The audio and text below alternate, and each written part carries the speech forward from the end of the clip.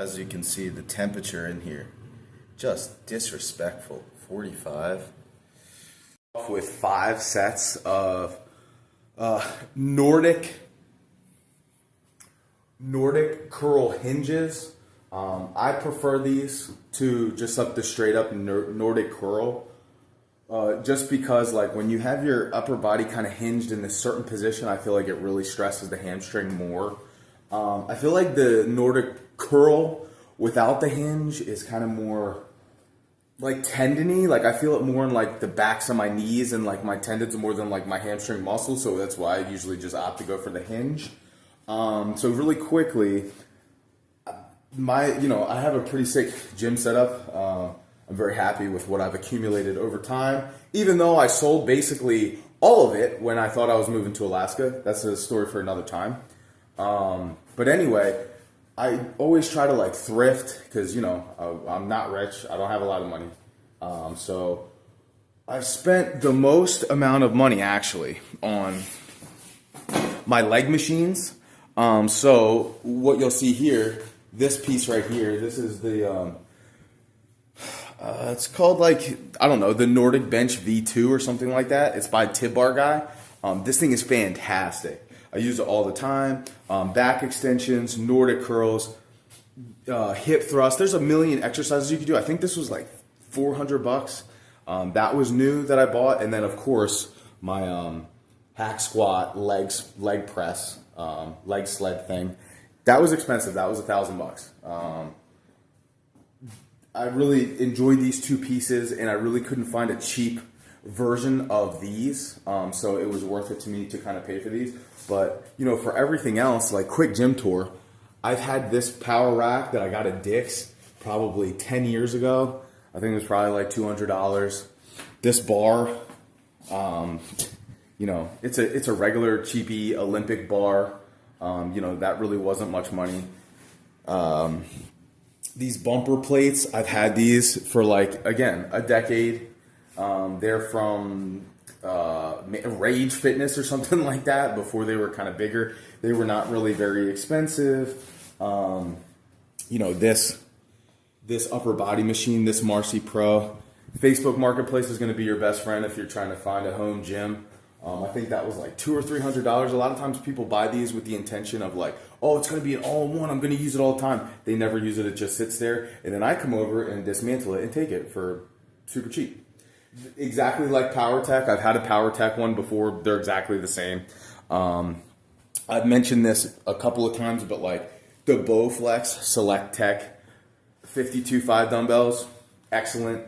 I used to have a complete set of dumbbells up to 80s. I much prefer these. They're, for the footprint in your gym, much smaller. And honestly, like I know a lot of people will be like, oh, you can't throw them, you can't drop them. These go up to 50 pounds.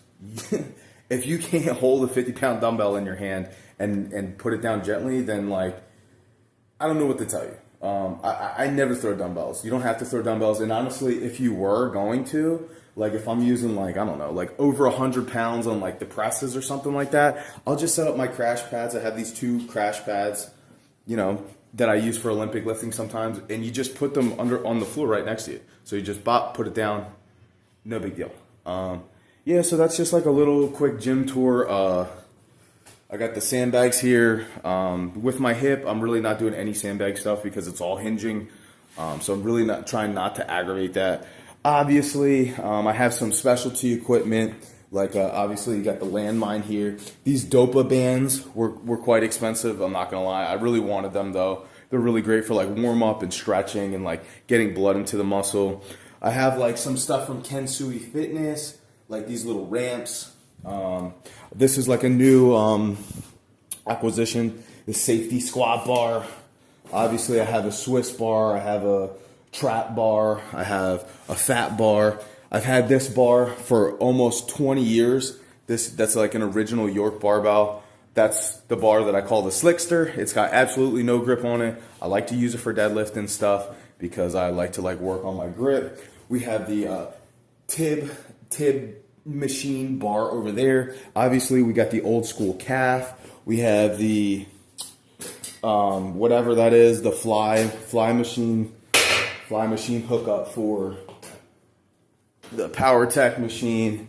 Over here, obviously we got the dip bars, a bunch of kettlebells, 50-pound slam ball. We got this shoulder machine slash bicep, tricep.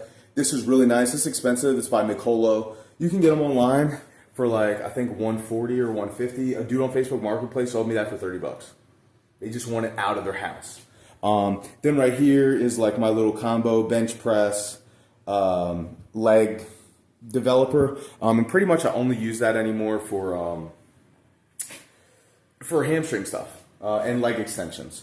So anyway, that's a quick gym tour. Oh, real quick, just let me shout these out. You'll see ads for these Mad Spotter, they're dumbbell hooks. They're terrible, dude. They don't work at all. They do not work, period.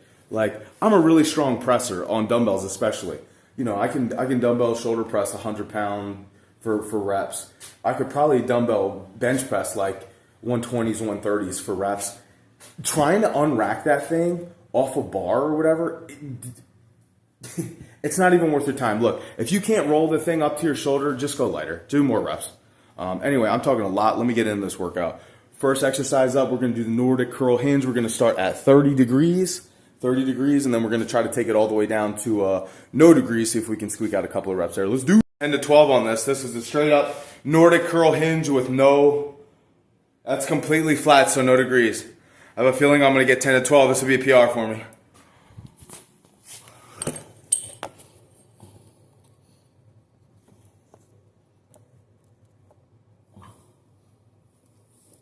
Come on.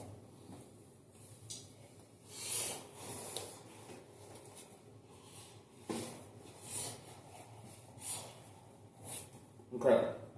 So real quick, when I'm saying hinge, you'll see that like my legs and torso right here making like a 90-degree angle, and then I'm using my chest as the target. So I want to hit my chest about right here. So I'm going down, I'm kind of like this. A straight up Nordic curl, you kind of be upright like this.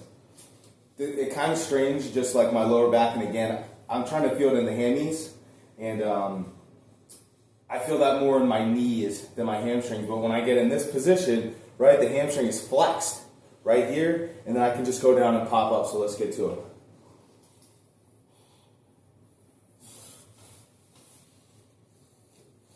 Okay, come on, boy.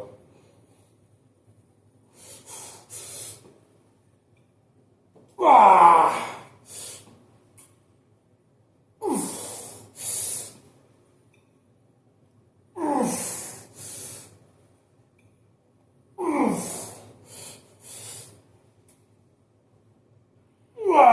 Oh my God.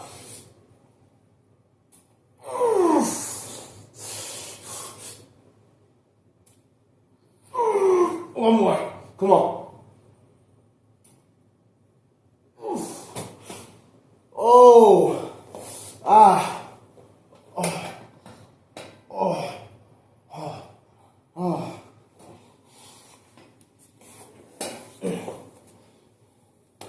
Exercise on the docket is going to be walking dumbbell lunges. Going to start with 20 pounds per hand and shooting for 10 to 12 per leg. So let's do it. Right. So we're about to get lock in. Day 5 started. Again, I'm just trying to give you a realistic view of like what it would look like if somebody was trying to like really kind of like lock in again and get in really good shape. Yesterday, I mean, obviously training is going really good. Yesterday probably wasn't the most perfect dieting day because I realized pretty quickly early on that basically we had no protein in the house, which is odd because that's basically all we ever buy. But we didn't have that, and so because of that I had to make like some weird dieting choices, and I think I was pretty close to 2K calories. But you know, when you eat stuff that's your body's not used to, especially for somebody like me who pretty much eats the same thing all the time, I would say like there's probably about like 5 to 10 foods that's in my rotation that basically is what I eat all the time, and then you know, your body gets used to that. your body knows how to process that. And people who have really good metabolisms and stuff, they can really process anything. It's not going to be a big deal. But for somebody like me, who does not have a fast metabolism and who has a very sensitive stomach for whatever reason that is, if I eat stuff that is not typically what I would consume, my body has a reaction to it. That isn't so great. Normally, it's just bloating or swelling or a watery look or whatever. So anyway, yesterday was not perfect. I would give it a 4 out of 10. And the other days, I would say probably like an 8 out of 10. Up. We're going to be doing some lying leg curls right there. And we're also going to superset that with some pull down abs. Pull down abs is the ab exercise. It's one of the, I train abs, but pull down abs is one of my favorite ab exercises. I really feel like I can connect and feel it and put some strain on it. So let's get to it. But the goal here is to gain the momentum to make most days 8 to 10, 9 to 10, 10 to 10. You know what I'm saying? So it's just another day to try again. When I was younger, I would kind of get into these modes, and I don't know why it is, but this is common for like a lot of dieters. It's like you're never gonna cheat on your diet at 6 a.m. It's gonna happen at nighttime, and even still for me, like it does. Like it just happens. You know what I mean? Like that's when you want to eat food for whatever reason. Is like when you're watching TV at 9 p.m. and then for no reason at all, you just go and eat 1,000 calories and then give yourself a stomach ache and then have a hard time sleeping because you're sweating and your stomach hurts all night. I don't even know where I was going with that. But anyway. Oh, that's where I was going with this. So, when I was younger and I really did not have a good grasp on control of myself, if I, let's say my calorie mark for the day was 2,000. And then at the end of the night, for whatever reason, I was just so hungry, I just need to eat something. If I went over by like one little thing, let's say I had a 100-calorie pack of like Fit and Active Cookie Crisps or whatever. If I did that, like mentally, I'd be like, well, screw it. And then I would just go on some tirade where I just eat the whole portion. That never happens to me anymore. I used to get really down when that did happen to me. But in reality, if you just start over again and then, string together a couple of good days, it's almost like it doesn't even matter that you did that. Now, of course, like it has some type of impact, but I can't tell you how many times I've done something like that where it's just like I go over a little bit and then mentally I'm just like, well, I already blew my diet for today. Let's go for it. And okay, we are down to our last 2 exercises of the day. Final exercise is going to be standing hamstring curl, so it's one leg at a time with side bends. A lot of people, especially bodybuilders, will try to avoid doing oblique work and all this other stuff because they think it's going to thicken their waist. It might. It might, but honestly, dude, it's like a 35-pound side bend and I'm doing 600-pound deadlifts. Like, which one do you think is going to thicken the waist more? Also, ask the Chinese weightlifting team, Olympic weightlifting team, if the side bends are messing with their waist size. Look at Shizi Young. Okay. So real quick, want to show you a little tipster for the home gym because the standing hamstring curl can be very expensive. So if you got a combo bench leg developer like so, if you try to do a standing hamstring curl like this will get in the way. So all you got to do is take it off. All right? Fellas, now that this bar is moved, this can move freely without hitting your butt. So let's get into it. I go insane. I haven't done that in years. Really try to avoid that at all costs just because I don't want the discomfort in the stomach. But anyway, yeah, that's a great thing about diet and fitness. It's like you miss a day, you have an off day, you just try again immediately. You know what I mean? It's like, it's not that big a deal. This is like lifelong stuff. And really, I mean, early on, it's really hard when you're first starting out, no matter the age. But like when I started out, 15 years ago, I was just so impatient about everything. Now I kind of look at it like it's a long-term game. You know what I mean? Like if let's say you're not pleased with how you look and you're working towards that, like maybe it's going to take you longer than 6 months. Maybe it won't. You know what I mean? But I just remember thinking like the first time I lost weight was like 6 months, and I was like, man, I lost 100 pounds, and I just wasn't happy about it. Like I didn't look how I felt like I was supposed to look after dropping that weight, if that makes any sense. And honestly, this is going to sound really wacky, but it took me forever to be like, even when I'm not in my all-time like leanest or best looking body or whatever, it took me a long time to be like, yeah, you look pretty good right now. It took a decade. You know what I mean? Now, people have different genetics and there's different rates of speed that they're going to get to the point that they want. And mentally, obviously, it's all a challenge.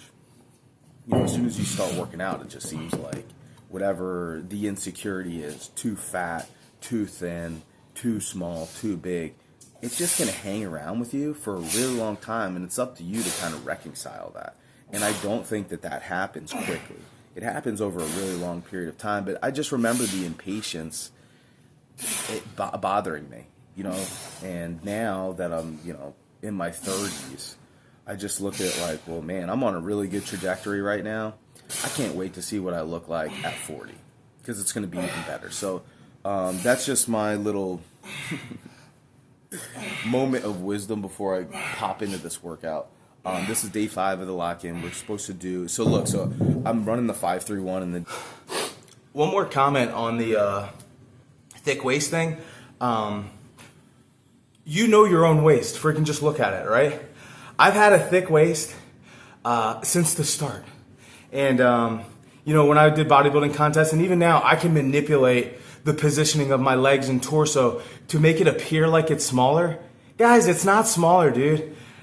You know what I mean? Sometimes you just got to call a spade a spade. I'm never going to have a 24-inch waist with 50-inch shoulders. I'm going to have a 35-inch waist with, however big my shoulders are, 44, whatever it is, right? So, you really shouldn't stress out about things that you can't change about your body, right? Like bicep, right? I wish my peak was higher. It's never going to get any higher than that. It just is what it is. That's how it looks. You know what I mean? Same thing with my abs and torso. It's not a perfect six-pack. It's, it's not perfectly like that. It's just how it is. So there's no use stressing about that stuff. And sometimes you should just embrace the gifts that you had. If you have a thick power belly, just embrace that. And that's what I've been doing. I've been a lot happier now that I'm not so like, oh man, I wish my waist was tighter. Maybe I shouldn't do abs. Come on, man.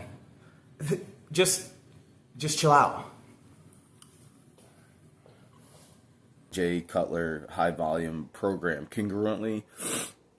So the way that I was having it work out was I was doing my deadlift session alongside of hamstrings, because in the program they split up quads and hams, which I do enjoy because I like training legs alone. I like training legs a lot. And if you in a program like this, if you're going to combine hams, calves, and quads, it's going to be a really long workout because you're talking about potentially 12 exercises. So I like when they break it up, quads, and then hams is on its own day, and then you hit calves on chest or shoulders. It's cool.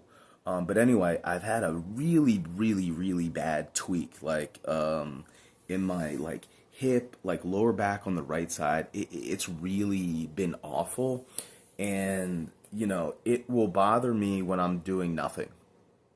That's the thing. It'll hurt me when I'm doing bending over to tie my shoe, bending over to pick up my son, getting off the couch, or it hurts when I'm not doing anything. And it didn't bother me, and I don't want to aggravate it today by doing I know that I will tweak it if I do that. So today's just going to be hamstrings. Probably is going to be not that long of a session. So I might add in like some neck work or some forearms. I haven't done that in a little bit. And then, yeah, that's going to be that. So here's the workout.